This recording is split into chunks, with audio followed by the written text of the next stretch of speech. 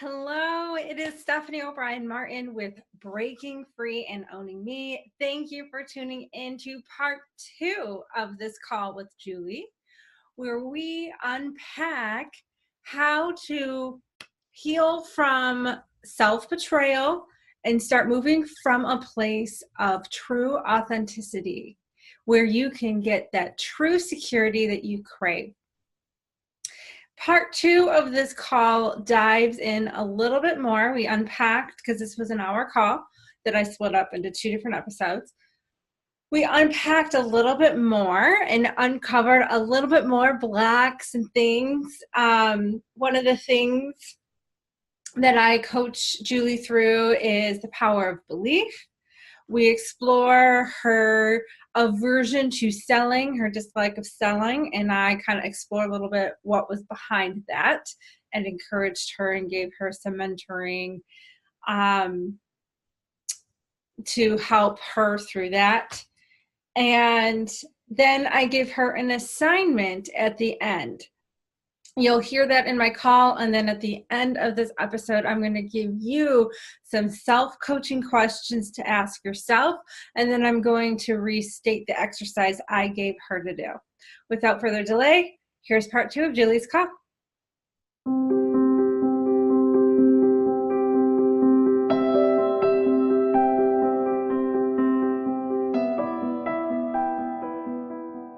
You said something about the business manager. You don't feel like you're a good business manager. Where is it that you struggle? I like the creating part. I don't like the managing part. I hate bookkeeping, that part of it. I like the creating. Okay. All right. So I hate the bookkeeping too. I hate the selling too. You hate selling. Okay. What about the selling part do you dislike? I don't like making that initial contact. And we've talked about this before. One of my problems with selling is I feel I need to tone myself down. Mm-hmm. But just after our last conversation, that has changed my mindset a lot about that it would be a lot easier to talk to potential customers if I could just be myself, and they would know that I'm a bottom line, detail-oriented, particular person. And if that's the kind of person you want to hire, then I'm your girl. Mm-hmm. If you want someone who's just going to let you do whatever you want, no. Just nicey nice. I tried to be that, and I'm not that. Because I want what's best for my customer, and if they like something that's ugly or they don't know how to write, I can't let them put that out in the world. Mm-hmm. But anyway, okay, I kind of went off track.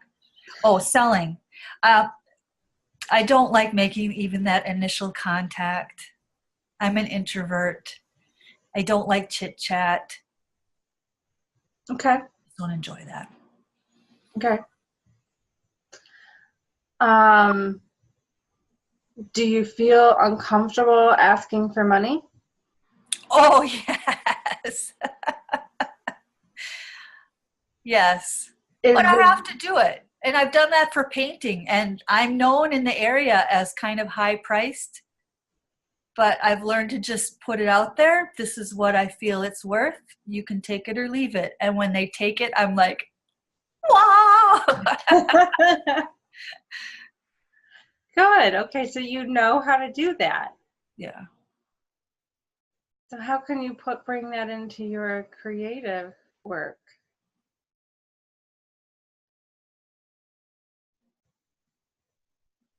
Well, it's just making still that initial contact. Usually in my painting business, I don't really market that very much. It's mostly referrals from the paint store and from other customers. So I don't go out to get painting work at all. So in the design side, I do have to go out and beat the bushes. And I still don't enjoy that at all. What are you doing?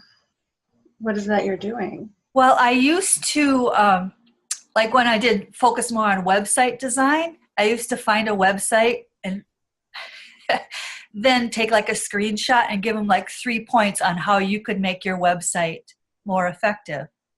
That didn't get anything. In fact, I would say my website business was a failure because in the end, I could not scrounge up work. I would email, I would do cold calls, go visit with my business card, and then those customized letters, or this is what you have and this is what I can do for you. And none of it worked. So, I need to say, you're doing so many right steps. You're doing a lot of right things. And what I have learned is that if our mindset is not right, we don't see that success, or we'll see it and it doesn't stay. We lose it. Like we'll get one breakthrough, but then like we sabotage it.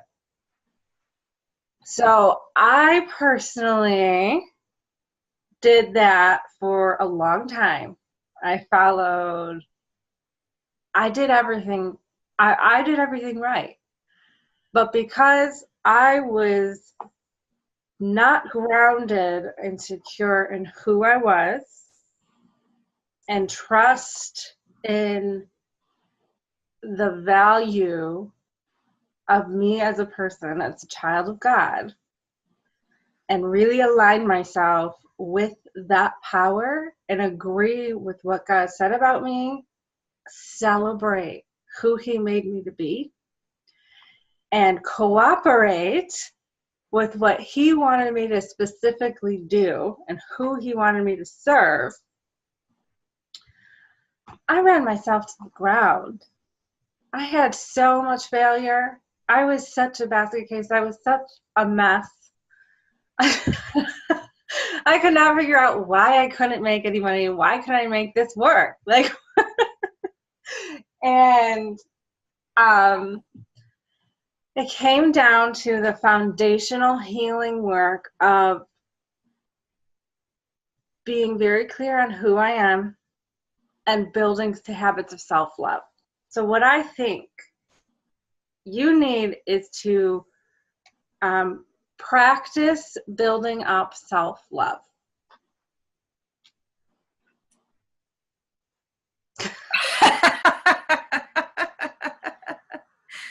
And I see your face, so I want to hear what's going on. It sounds so woo-woo. It does. It does, but it's so powerful. I think the I'm not worthy comes up here. Okay. But I'm so glad that you understand, because that makes me trust you more. And that's funny that you say your story, because, you know, I read the books and listen to the podcasts, and they all say, if you do these steps, you will be successful. And that is so frustrating because it's not necessarily so. Right. Okay. All right, continue.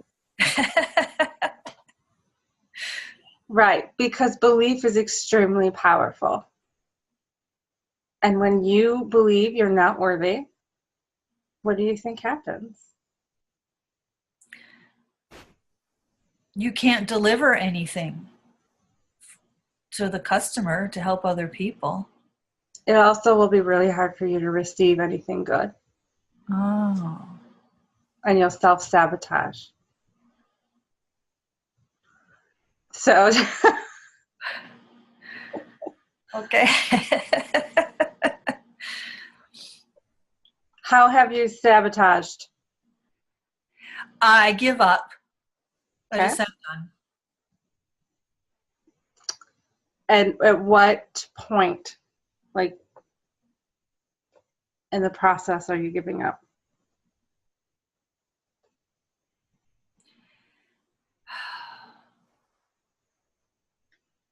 I think, Well, like with the website stuff, I went 6 weeks with diligent marketing and got nothing.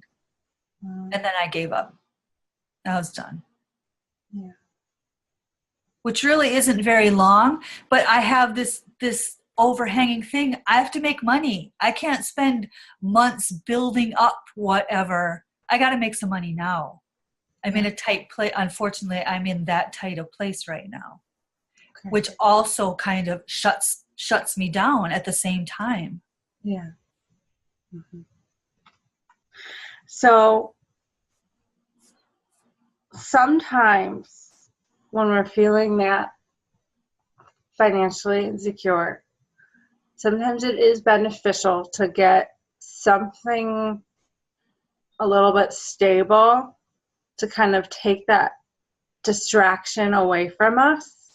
Because sometimes, like, okay, so sometimes people will fear that getting a job will be a distraction. But sometimes the fact that you don't have any money and it's that tight is a greater distraction.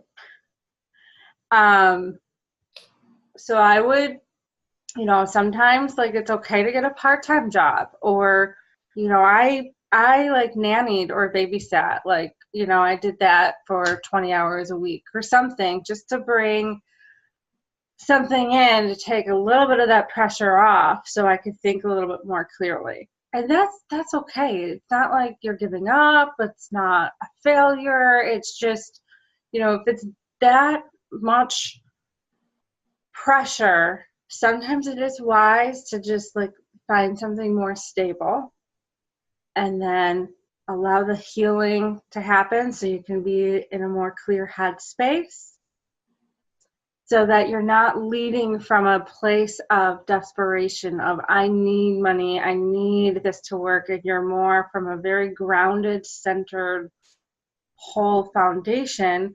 Just like your confidence, you have proven to yourself that you can make money painting, and you said it yourself, like, I'm higher priced, then take it or leave it. Like, you got there, you can do it. True. You can do it. You can do that. And if you did it there, you can do it anywhere, in any application. Okay. My question is it because when you apply it to something you really enjoy, that worthiness gremlin comes in and like sabotages it? Like, oh, I really enjoy this. Let's not let this be successful. Now, obviously, that's not your conscious mindset, but it's like that's what kind of comes in. Like, you're not enjoying the painting, but you have found a way to make that work for you. But how can we find a way to allow yourself the permission? It's giving yourself permission to enjoy the things you're passionate about and make money from it, a good living from it. Well, right now I'm editing a book and I love it. The time, you get in flow and all of a sudden I realize I'm cold and have to go to the bathroom and I'm hungry, but I didn't even know it while I was working. So I don't have a problem enjoying my work and feeling that I should get paid for this, even though I really enjoy it. Good. I think I like to do things for the school. I like to volunteer at the local museum. I would love to be involved in education. And I love to do things that don't pay, or, organizations or customers that don't have it. You think they don't have it. You tell me they don't. Yeah. I believe. Well, when we have our own money stories going on and our own money mindset, money blocks, we will very easily and very quickly start colluding with other people's money stories and money blocks. Now, is the case that really it literally does not exist in their budget and there's absolutely no way or means for them to pay? Sure, those exist, but I will tell you, those are a lot more rare than it is to reality, because people find ways to pay. When I colluded with these money stories, oh yeah, like they didn't have the money to invest in coaching, and then 3 months later I see them on a vacation that costs twice as much as my coaching. Or I hear of a kitchen renovation that they're doing, or how they just upgraded or bought their car, bought a new car. Like, so I would definitely pay attention to what your beliefs about money are.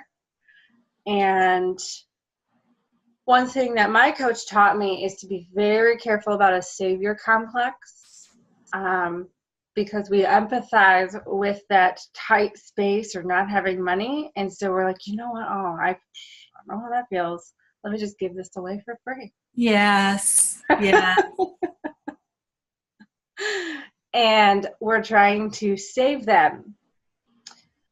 And I've had to adjust that, because I would get triggered when I would hear these stories, and I'd be like, ugh. And I had to, like, again, get grounded and really just be very, very clear. And you know what? Most people I talk to end up finding the money. Like, they they have a way of, like, yeah, they were so convinced it wasn't there. And then they think about it, take a week, whatever, and then they're like, you know what, I'm going to commit. I really want this. I'm going to invest.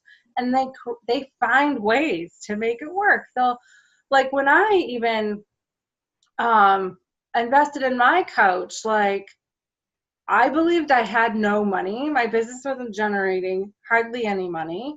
And I was so sick of this battle and this cycle. And then I was engaged to get married. So we were saving for a wedding, trying to save for a down payment on a house. Okay. Like this, like that money story was pretty loud, but I knew deep down, I knew this was what I needed.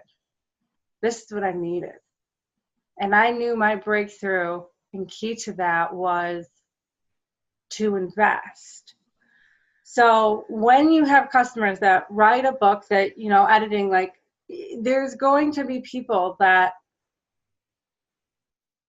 will know they need this. And you get to help them say yes to that by not partnering with the stories of, I can't afford that. And so when you're really clear on what they want, get really clear on, if you could really feel that, like, their dream is to be an author, but they're really struggling with, like, producing quality work on their own, like, align with that vision, believe and partner with that dream, and stand up. You're advocating for them to get there. So you can, like, align yourself with that, with their dreams. There's so much power in that. And it's authentic. It's coming from an authentic place to really believe in that. And then it doesn't feel like selling. Mm. How do you find these people that already need it instead of, because I tried to convince people that they needed me and that didn't work. But maybe, was it a mindset thing, or was it I was going to the wrong people? Yeah, I tried convincing. I tried that route too. It's draining and it doesn't work. So,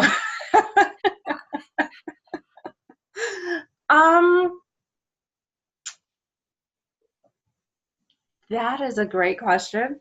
I do think it is. It's a positioning of your heart. I'm going back to that woo-woo thing, which you didn't like, but the self-love. Well, be more specific then on what does that look like? Yes. Okay. Have you forgiven yourself? I'm getting emotional again. Mhm. When I see what my kids have to go through, that makes it hard. Yeah. I don't think I live in self-condemnation, though. I just see the consequences of my decisions, and that makes me sad. So I think for the most part, I've forgiven myself. I think it's still a struggle forgiving them for putting me in this position. Even after all this time and all the prayer and the fasting and the rituals, the writing the letter, I forgive you for this, and burning it and all those things. And it's still, I don't think about it every day anymore like I used to, but every once in a while, forgiving her. Like the other night, my kids were talking about how she didn't like that my son was throwing out an old Bible. And I just thought, do you even read the Bible? Thou shalt not commit adultery. And it just flares up. Okay. But maybe it's because I recover faster than I used to, but I still don't feel completely free of that. Okay. And I don't know, maybe you can help me. Is this normal? And it will be a constant, whenever it comes up, just deal with it and put it away again? Or will I ever not feel the hurt or feel the anger toward her? Mm. Man, we're way off track. Are we way off track? That's okay. That's okay. Oh, forgiving myself. Yeah, I think I've done better in that area than in forgiving her. Okay. So we don't have time to explore this too deeply right now. But the short answer is I have experienced healing. Like I haven't had the same type of pain that you have experienced. I will say that. But I have been able to be around people that used to trigger me significantly, and I would judge. Those judgmental thoughts would come in, and it was not cute. And I've shifted from that. So I want to encourage you that you can do that, but I can't explore that right now because of the time. But back to, I want to give you an exercise. Okay. I know that you very well could be solid in self-love, but I want to cement that for you. And just like you wrote in the letters of forgiveness to those that hurt you, I encourage you to write a letter of forgiveness to yourself and to God. And forgiveness is releasing them of the debt that you feel is owed to you. I'm glad that you, like, the first time we talked, you felt that shift of like celebrating who you are. I want you to keep practicing that. Do you journal? Yes, I do. Okay. I want you to start paying attention to triggers. Okay. Like, I noticed in this conversation, I got really, really uncomfortable and really weird and just got in my head in a really bad space, whatever that was. Because that will allow you to kind of do some self-coaching and introspection, and you can objectively look at it and start asking yourself the questions like, well, where does that come from? What's that from? What do I need to let go of? What do I need to accept? Who do I need to forgive? What do I need to change? What story or lie am I believing? What's the truth? And how can I cement that in? I really wish I wrote all of those down because I think this would be helpful questions, I'll go back and listen and like put those questions in a form or something, and like, because I think those are helpful self-coaching questions. So, okay, Julie, thank you so much for being so transparent and vulnerable and brave. I think it's brave to come up here and like bare your soul. I'm desperate for help. Yeah. Well, thank you so much. What was your takeaway today? Some of your takeaways. How just my interaction with you, how you can see things in me that I didn't see, that I knew there's something there, and you help see the bigger picture because you're picking up the clues along the way. That's amazing to me. Amazing and powerful to me. And just how you would say something and it's like, yes, that, like when you said security, it's like bing, bing, bing, bing, bing. Yes, that's it. So that's the biggest, and how God works through you. So that's powerful for you too, I can imagine.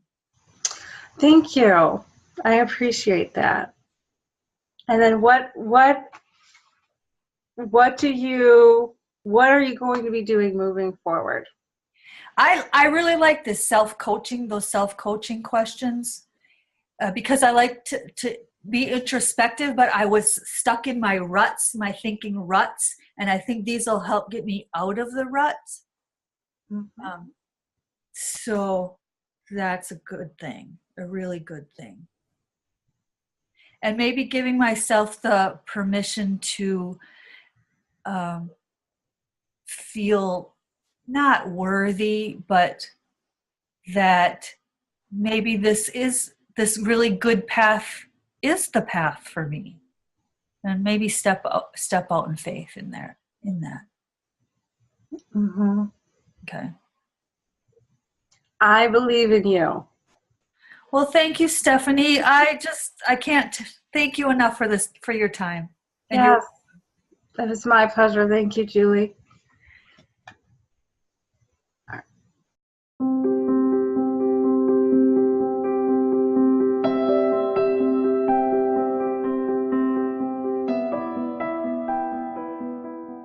That was my call with Julie. Thank you again, Julie, for being so courageous, so transparent, authentic, vulnerable. I know it's not hard to be that emotionally raw, but she came eager with the intention to get breakthrough and to get direction. And I really believe her takeaways at the end were so powerful. First, thank you for affirming me and how I coached you, but thank you for giving yourself permission to go do work you love. You know, you love editing books. You said it yourself, you get into a flow and just time kind of lapses, and you're going to give yourself permission and take a step of faith to pursue that and flow in that. And I loved hearing that at the end, because I know how discouraging it has been to try all of these things that just didn't work, and how defeating that can feel. I personally really do know that, and I shared that with you. I shared a little bit about my story of that. So if you are watching or listening to this episode and could relate to Julie at all, leave a comment, start a discussion on what resonated with you. And if you want coaching yourself on breaking free and owning me, make sure you email me at stephanie@movedbypurpose.net. Subscribe to this channel so you don't miss an episode. And make sure to like this so that we can share this goodness to other people. They can be a caller. They can really learn a lot from the transparency and vulnerability of the callers on this show. It's a win-win-win all the way around. Now, on to the coaching exercises. I have a worksheet for you, a self-coaching worksheet to help you ask these questions. To review, some of the questions were paying attention to triggers that happen to you, no matter what those are. I gave an example in the call with Julie about like, hey, I noticed when I was just like talking to this person, got really uncomfortable suddenly and noticed something was off, but didn't know exactly what was happening. I just kind of physically tensed up, but kind of got panicked or really insecure and just in my head. So notice these triggers that happen, write them down, journal them, and then ask yourself these questions. Where did that come from? What am I believing here? Or what is the story, lie that I have agreed with? Or another way, what lie have I partnered with? What do I need to let go of? What do I need to forgive? What do I need to change? What is the truth and how can I cement that in? That's in a worksheet below in the description box. So make sure that you can download that and use that as self-coaching. Another exercise I encouraged Julie to do to really work on her self-love was to practice forgiving herself. She said that through her counseling, she already wrote letters of forgiveness to her husband and her best friend that really was the one that her husband had an affair with. She had deep betrayal from other people. And she did the forgiveness exercises to them. What I encouraged her was to write a letter of forgiveness to herself and also to God, because there was a little bit of hurt and pain about, basically what God did or didn't do for her. And so that's a really powerful exercise to just like let it go. I mean, it's a release exercise. It's a letting go exercise. And yes, it's emotional and it's looking at things that we may prefer to ignore, but it's still a part of us. So this like brings it to surface, lets it go, and lets us walk free. It's breaking free of that.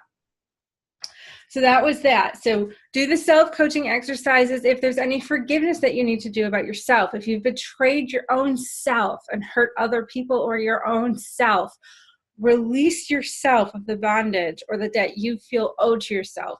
Stop paying a penance or judging yourself or thinking that you're not worthy of good things or success because of what you've done or how you failed or who you've hurt. Let it go. Do the forgiveness letter. Practice walking that out and then continue paying attention to triggers and asking those self-coaching questions. Thank you again for listening to Breaking Free and Owning Me. Reach out to me if you want to be coached. Thumbs up on the episode. I'll talk to you guys all next time.